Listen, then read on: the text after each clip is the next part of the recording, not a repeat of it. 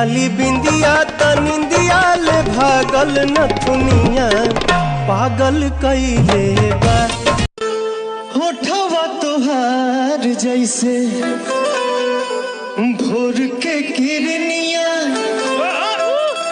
अखिया में प्यार के समाइल बा।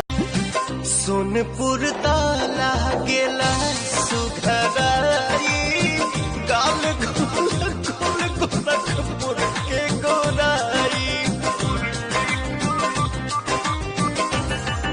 ओ गोरी सचहु तू जन्नत के हूर लागेलू।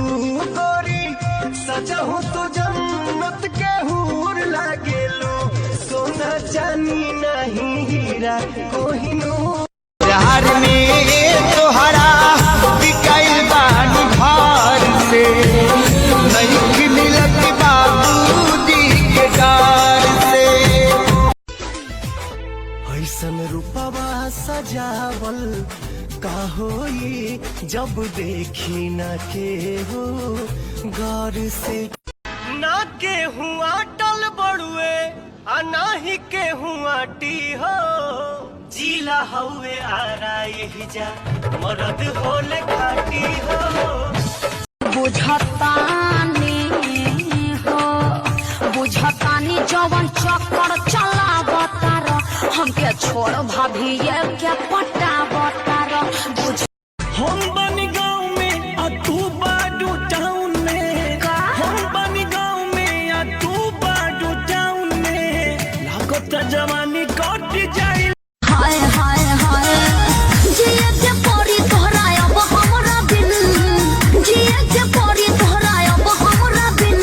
कैसे जीवो तोरा ससुरा में तोरा रही कुआर तोहर राखत रही मान हो गइल शादी भइनी दूसरा के धन हो। चाहे जान जाती बातू तो हमके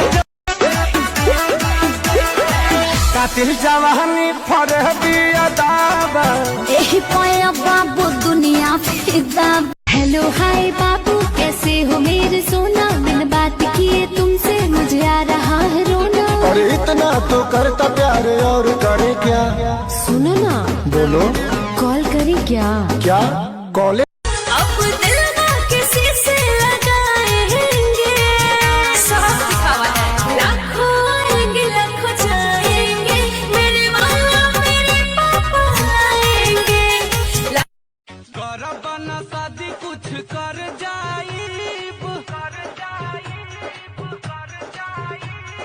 करबना शादी कुछ कर जाइब। खाके साला फास राजा मर। अरे कान खोल के सुन लो ये बबुआ प्यार मोहब्बत न करना है। मेरे मम्मी पापा का कहना है लड़कों के चक्कर में न पड़ना है। ऑरेंज मैरिज क्या दूर से बोड़ लागो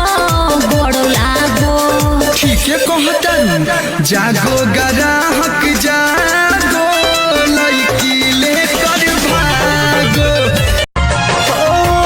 करब इंतजार यार पिपरा के छाँव में मिले खातिया जइहा बलमुआ के गाँव में मिले खातिया।